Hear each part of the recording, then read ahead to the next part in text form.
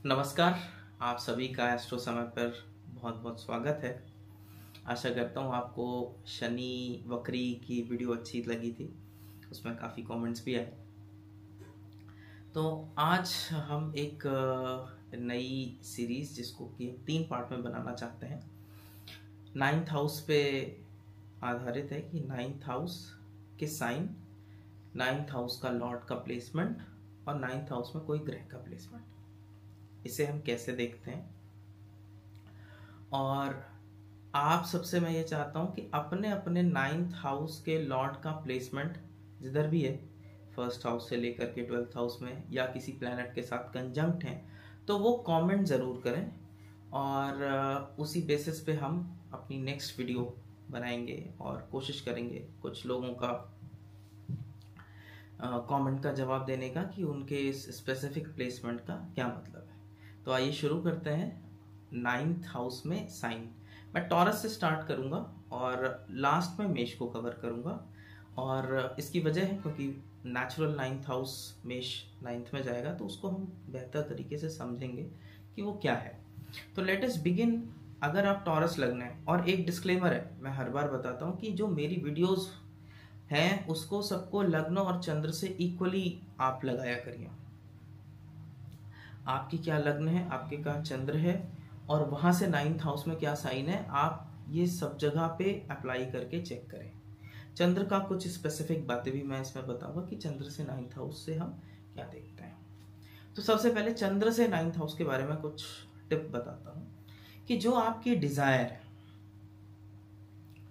व्यक्ति की जो इंटरनल एक डिजायर होती है कि मुझे कुछ ये चाहिए, ऐसा कुछ करना है, जिसके बाद वो स्टेबलाइज हो जाता है, लाइफ में स्टेबिलिटी आती है उसकी लाइफ में, वो चीज चंद्रमा से 9th हाउस से चेक करते हैं। तो एक एक करके मैं पहले आपको इसका कुछ टिप्स दे देता हूँ, क्योंकि अब चूंकि मैंने ये वीडियो में सोचा नहीं था, लेकिन अभी इम्प्रॉम्प्टू ये बात निकल गई, तो मैं इसके टिप्स दे देता हूँ आपको कि चंद्रमा से 9th हाउस में मान लीजिए अगर सूर्य है, तो व्यक्ति को फादर फिगर और अथॉरिटी की बहुत ज़रूरत है। वो चाहता है कि उसकी एक authority, depending upon the sign, अलग अलग साइन में अलग अलग ढंग से ये काम कर सकते हैं, कि उसकी एक अथॉरिटी लाइफ में, फादर फिगर का होना उसके लिए बहुत ज़रूरी होता है। He wants that. 9th house में मान लीजिए शुक्र है चंद्रमा से, तो जब तक शादी नहीं हो जाएगी या कोई फिर गाड़ियाँ, ये सब चीज़ें जब तक उनका बहुत ही सॉलिड ढंग से नहीं चलेगा, तब तक वो लाइफ में अपने आप को स्टेबल महसूस नहीं करेंगे। मान लीजिए किसी का बुध है, education will be very very important, friendships will be very very important, ये दोनों चीज़ें उनके लिए बहुत इंपॉर्टेंट हो जाएंगी। इसी तरीके से बुध के बाद आप ले लीजिए किसी का मंगल है, तो रियल एस्टेट और प्रॉपर्टी, नए सारे आपके इनिशिएटिव्स लेना, कुछ थ्रिल करना, ये सब ज़रूरी महसूस करते हैं वो लोग। विदाउट इनके उनकी लाइफ इनकम्प्लीट सी है, स्टेबिलिटी नहीं है। लाइफ में ब्रदर का होना, ब्रदर लाइक फ्रेंड का होना, क्योंकि मार्स कारक है भाइयों का। यदि गुरु है तो साक्षात किसी गुरु का होना, या कहीं ना कहीं कोई गाइडिंग फिगर, कोई काउंसलिंग फिगर, ऐसी चीज़ों को वो बहुत ज़्यादा पसंद करते हैं, अपनी लाइफ में होना चाहिए। यदि शनि है तो उनके लिए काम में स्टेबिलिटी, उनके लिए जॉब बहुत इंपॉर्टेंट बन जाती है। Without that they don't feel stable. तो चंद्रमा से 9th में जो भी ग्रह है, उसके आप नेचुरल कारकत्व देखिए। अब आप इसमें एक लेवल और आगे लगा सकते हैं कि वो कौन सा लॉर्ड बन के वहां जा रहा है, तो आप उसे भी ऐड कर सकते हैं। जैसे 4th लॉर्ड है, मान लीजिए किसी का बुध है, मगर वो 4th लॉर्ड है, तो वो प्रॉपर्टी के बारे में भी, apart from friends and entertainment and लिखना पढ़ना और पढ़ाई के अलावा भी वो कुछ रियल एस्टेट के बारे में भी चाहता है। ठीक है, तो वो एक नेक्स्ट लेवल आप ऐड कर सकते हैं। तो चंद्रमा से 9th ये एक स्पेसिफिक पॉइंट है जिसको मैं आप लोगों को बताना चाहता था कि ऐसे देखते हैं। अब इसी तरीके से मान लीजिए कोई ग्रह नहीं है, तो मैं सारी साइनों को बताता जाता हूँ कि भाग्य में वो कैसी इंपैक्ट डालती हैं, और जब चंद्रमा से है तो भाग्य में भी इंपैक्ट डालेगी, और कुछ आप उनमें से कुछ चीज़ें चाहेंगे और करेंगे। और वैसा करने से आपको संतुष्टि मिलती है। ठीक है, तो टॉरस से स्टार्ट करते हैं। Start with taurus. तो अगर वृषभ का चंद्रमा है या वृषभ लग्न है तो 9वें भाव में आपके लिए मकर राशि है। मकर राशि काल पुरुष कुंडली का ध्यान रखिए कि नेचुरल 10th हाउस है, तो काम में बहुत ज्यादा मेहनत और धर्म के प्रति कुछ ना कुछ करना, अपने फादर के प्रति कुछ ना कुछ करना, अपने गुरु के प्रति कुछ ना कुछ करना। आप बहुत सारे गुरुओं के हॉरोस्कोप में ये 9th हाउस में आपको देखने को मिल जाएगा कि मकर राशि है। जैसे आचार्य रजनीश, वो वृषभ लगन के थे, 9th हाउस में मकर है। स्वयं श्री कृष्ण 9th हाउस में मकर है। तो मकर कर्म के प्रति धर्म, जैसे कृष्ण ने कहा यदा यदा ही धर्मस्य ग्लानिर्भवति भारत, तो जब जब इस पृथ्वी पे धर्म का नाश होगा मैं आऊंगा। 9th हाउस में वो मकर की बात है। और लगभग जो उनका भाग्योदय का समय होता है वो 36 के आसपास होता है। ठीक है, तो चंद्रमा से अगर ये है तो उनके काम में बहुत ज़्यादा उनको चाहिए कि उनका काम स्टेबल चले। उनका काम में अगर ज़रा सा भी कुछ ऊपर नीचे होगा तो वो डिस्टर्ब हो जाता है। ठीक है, काम में स्टेबिलिटी उनकी ज़रूरी है। मिथुन लग्न या मिथुन राशि है तो आपके 11वें भाव में कुंभ है। एसोसिएशंस, नेटवर्क सर्कल्स, फ्रेंड्स, आपके गेन्स, ये सारी चीजें अब आपके लिए इंपॉर्टेंट है और इन्हीं से आपका भाग्य भी बनता है। ऐसे लोग आपके भाग्य में, ऐसी चीजें जो कुंभ से जुड़ी वो आपके भाग्य में इंपॉर्टेंट रोल प्ले करती हैं। चंद्रमा से हुआ तो ऐसी चीजें आपको, जैसे आपके रेगुलर गेन्स वगैरह आते रहते हैं तो आप स्टेबल महसूस करते हैं। फ्रेंड्स हैं तो आप स्टेबिलिटी महसूस करेंगे, वरना एक डिस्टरबेंस होता है, एक विकार मन में पैदा होता है, डिस्टरबेंस होता है। तो अगर 9th हाउस में ये है तो लॉर्ड बहुत सारी चीजें बदलता है। इसीलिए मैंने ये भी कहा है कि आप लोग अपने अपने लॉर्ड्स को भी कमेंट में मेंशन करिएगा, मैं कवर करूंगा कि लॉर्ड कैसे चीजें बदलता है और हम उस पर शास्त्र पे भी देखेंगे कि शास्त्र क्या कहते हैं। अब यदि आपका कर्क लगन या कर्क का चंद्रमा है तो 9th हाउस में पाइसिस है, तो ओवरसीज, लेकिन फादर के साथ कुछ ना कुछ यहाँ पे प्रॉब्लम्स भी जुड़ जाती हैं कि कुछ अपने फादर या गुरुओं की वजह से, जैसे भगवान राम थे, उनको अपने फादर का एक वचन निभाने की वजह से प्रॉब्लम आई थी। तो फादर के साइड कुछ ना कुछ इस तरीके की प्रॉब्लम्स भी देखने को मिलती हैं। आपकी ज़िंदगी में काफ़ी ज़्यादा हॉस्पिटलाइजेशन वगैरह भी है जो आपको देखने को मिलेगा, नॉट नेसेसरी यू, बट आपको देखने को मिलेगा ये सारी चीज़ें, लॉसेस देखने को मिलेंगे आपको। तो यहीं अगर आप इसे ऐसे यूज़ करें तो फॉरेन की चीज़ों से, बाहर की चीज़ों से आपका भाग्योदय भी होगा। कर्क के लिए मैं हमेशा ये बोलता हूँ कि अपने फुटवेयर्स बहुत अच्छे रखें, क्योंकि 9th साइन में पाइसिस, 9th हाउस में पाइसिस की राशि, तो फुटवेयर्स अच्छे रखने की वजह से भी ये पता चलता है कि आपका भाग्य दुरुस्त है। जब आपके फुटवेयर्स खराब होने लगते हैं तो आपके भाग्य में प्रॉब्लम आने लगती है। तो जेमिनी में भी 36 साल की एज लगभग भाग्योदय की, यहाँ पर जो उम्र है वो आप 32 साल ले सकते हैं और 16 साल ले सकते हैं इसमें कर्क में। यदि हम सिंह पे चलें तो 9th हाउस में मेष राशि है। जब तक कुछ नया नया ना सीखते रहो, कुछ नया नया, हमेशा नए नए लोगों को, नए नए गुरुओं को एक्सप्लोर ना करते रहो, मज़ा नहीं आता। कुछ ना कुछ अपने आप को इम्प्रूव करने के लिए नया नया चीज़ें चालू रहता है उनका, क्योंकि काल पुरुष कुंडली का जो फर्स्ट साइन है वो वहाँ पे है। तो ऐसे लोग बहुत सारे गुरु को, बहुत सारे धर्मों को, बहुत सारी चीज़ों को भी पढ़ते हैं।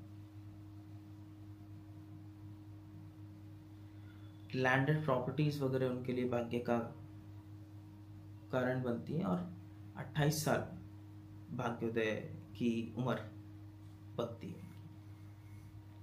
यदि आप कन्या लग्न है तो वृषभ राशि, आपका परिवार, आपके लिए आपके फिक्स एसेट्स, पैसे, लोगों को खाना सर्व करना, ये सब आपके भाग्य के लिए बहुत ज़रूरी है। अपने परिवार के प्रति समर्पित होना आपके भाग्य के लिए बहुत ज़रूरी है। इन सब चीज़ों से आपके भाग्य में इम्प्रूवमेंट होता है। 24 से 25 साल लगभग जो उम्र होती है वो 26 साल की उम्र दिखाती है भाग्योदय का समय। अगर वहाँ कोई ग्रह बैठ गया तो वो अल्टर कर देगा ऑब्वियसली, बट ये सारी चीज़ें वहाँ पे आपको अगर कोई ग्रह नहीं है, सिंपल लॉर्ड को लेकर के करना है। यदि तुला लगन है तो अब नवम भाव में मिथुन राशि आ जाएगी। मिथुन राशि माने शॉर्ट डिस्टेंस ट्रैवल। तो ऐसे लोग आप ये भी देखें कि किसी न किसी धार्मिक जगहों पे शॉर्ट डिस्टेंस ट्रैवल करते रहते हैं, या उनके यंगर सिबलिंग्स वगैरह काफी धार्मिक हो जाता है। 31 की उम्र उनके लिए बहुत इंपॉर्टेंट होती है। 31 के बाद उनका भाग्योदय होता है। हमेशा अच्छी पेन रखें। अच्छी पेन रखना आपके लिए बहुत ही भाग्यवर्धक होता है। अपने दोस्तों की वजह से, कलीग्स की वजह से भाग्योदय होता है। वृश्चिक है तो वहां पे कर गई माता की सेवा करना, होमलैंड से जुड़ना, माता की सेवा करना। फादर के प्रति भी काफी इमोशनल होते हैं ये लोग, और ईश्वर के प्रति भी बड़ा इमोशनल सरेंडर रहता है। जैसे जो पृथ्वी तत्व राशियां नवम में होती है तो बड़े प्रैक्टिकल होते हैं, बट ये जो जितनी वाटर साइन है ये सब बड़े इमोशनली कनेक्टेड रहते हैं। तो स्कॉर्पियो मून होकर या स्कॉर्पियो में चंद्रमा, इमोशंस यहाँ पर आपके व्हीकल्स भी बड़ा रोल प्ले करते हैं आपका भाग्योदय होने में। तो make sure that you keep good vehicles and आप अपने व्हीकल्स को मेंटेन रखें। अब यदि आपका धनु लगन है तो धनु लगन में नवम भाव में पंचम राशि पड़ी बच्चे, आपकी अपनी एजुकेशन, बच्चे, आपके हुनर, ये सारी चीजें आपका भाग्य बनाने में मदद करती हैं। बच्चों के बाद आप देखिए बच्चे पैदा हो जाएंगे धनु के तो उनका भाग्य आ जाएगा, और बहुत सारे इनोवेशंस लेकर के आते हैं। पूर्व पुण्य की वजह से भी काफी भाग्य होता है, तो बहुत सारे इनोवेशंस लेकर के आते हैं। किसी लव अफेयर की वजह से भी उनके भाग्य में काफी परिवर्तन आता है। और 21-22 साल के आसपास भाग्योदय होने का पूरा चांस रहता है। मकर के लिए 6 नंबर आता है। फादर की और रिलीजन में बहुत ज्यादा कमियां ना निकाले, प्रैक्टिकल साइन। लेकिन जब भी आपको लगे कि आप स्टक हैं तो छोटे छोटे लोन्स या क्रेडिट कार्ड का इस्तेमाल करना है। मेलेफिक्स ना हो, मैं कोई प्लैनेट वहां पे बैठा है, मैं ये नहीं मान के चल रहा हूँ। तो छोटे छोटे आप लोन्स ले सकते हैं क्रेडिट कार्ड वगैरह पे। ये आपके भाग्य को स्टिमुलेट करता है। 9th हाउस में 6th साइन। अच्छी लॉ की जानकारी रखते हैं ये लोग, अच्छी मेडिसिन की जानकारी रखते हैं ये लोग, और सर्विस देना सीखें। लोगों को सर्व करें, ह्यूमैनिटी को सर्व करने से आपका भाग्योदय होता है। 31-32 साल इनकी भी भाग्योदय की उम्र है। सर्व करना बहुत जरूरी है, वरना भाग्य में बहुत सारा स्ट्रगल आता है। काफी स्ट्रगल करते हैं अदरवाइज, क्योंकि 6 नंबर जो राशि है वो स्ट्रगल्स की भी है, तो भाग्य में संघर्ष काफी हो जाता है। तो लोगों को सर्व करके, बुजुर्गों को सर्व करके आप अपने भाग्य को बेहतर कर सकते हैं। और छोटे लोन लेना, जब आपको लगे कि भाग्य साथ नहीं दे रहा, छोटे लोन लेना। इसी तरीके से अगर कुंभ है लगन या कुंभ है चंद्र, तो शादी के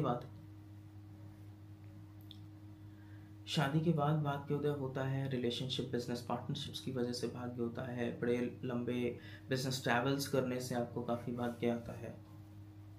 तुला राशि बिजनेस ट्रैवल्स की भी, पार्टनर आपके काफी धार्मिक होते हैं। 26 साल के आसपास भाग्योदय होने का टाइम पीरियड आता है। तो मीन पर चलते हैं। मीन के लिए नवम भाव में वृश्चिक आता है, तो उकल्ट से जुड़ना सबसे अच्छा काम है कि आप उकल्ट से जुड़ के चलें। 28 साल के बाद की उम्र आपके लिए बहुत इंपॉर्टेंट बन जाती है। किसी की डेथ के बाद ह्यूज इनहेरिटेंस वगैरह मिलना या इनहेरिटेंस मिलने से, कोई बड़ा इंश्योरेंस मिलने से, ये सब आपके भाग्य को उदित करने का काम करते हैं। और भाग्य से आपको अच्छा ज्योतिष का नॉलेज भी आता है। मीन लग्न बहुत अच्छा ज्योतिष वगैरह का नॉलेज रखती है। भाग्य में बहुत सारे ट्रांसफॉर्मेशन, बहुत सारे बदलाव, लोगों की डेथ देखना, इन सब चीज़ों से बहुत सारे बदलाव होते हैं। तो ये मीन के लिए वृश्चिक है। अब हम चलते हैं मेष पर। मेष के लिए देखिए कि नवम भाव में नवम राशि है धनु, जो भाग्य की राशि है। तो गुरु बनाना, किसी न किसी को गुरु मानना, गुरु बनाना बहुत ज़रूरी होता है। ये एक एटर्नल सीख है कि 9th हाउस में 9th राशि है। जैसे मेष का चंद्रमा कोई ना कोई गाइडिंग फिगर ज़रूर चाहता है, अदरवाइज वो मिसगाइडेड रहता है या बहुत सारी चीज़ें करता रहेगा और वो स्टेबल नहीं हो पाता, ये एक चीज़ में फोकस नहीं हो पाता। आप देखेंगे वो जो धनुष लेकर के 9th साइन में एक पिक्चर है, हाफ हॉर्स हाफ एनिमल की, उसमें जो तीर डालने का काम करते हैं वो गुरु ही करते हैं। तो आपको डायरेक्शन देने का काम गुरु करते हैं। तो गुरु का बनना बहुत ज़रूरी है। लंबी धार्मिक यात्राएं आपके लिए बहुत ज़रूरी हैं। यात्राओं से आपको काफ़ी लाभ मिलता है, स्पेशली लंबी लंबी यात्राओं से। 16 और 34 साल आपके भाग्योदय का एक इम्पॉर्टेंट टाइम है। तो इस तरीके से हम राशियों को देखते हैं कि वहाँ पे राशियाँ कैसा बर्ताव करती हैं या क्या चीज़ हमारे लिए भाग्य क्या कारण बनती हैं। अब जब हम इसके अंदर एक और कड़ी पिरोएंगे लॉर्ड्स की, तो फिर हम देखेंगे कि वो लॉर्ड्स कैसे इस चीज़ को इम्प्रोवाइज करते हैं। तो प्लीज़ कमेंट करिए, अपने अपने लॉर्ड्स की पोजीशन बताइए, और कोई कंजंक्शन वगैरह है तो उसको बताइए। हम कुछ कमेंट्स आंसर करने का ज़रूर कोशिश करेंगे अपनी नेक्स्ट वीडियो में। तो आशा करते हैं वीडियो पसंद आई होगी। नमस्ते।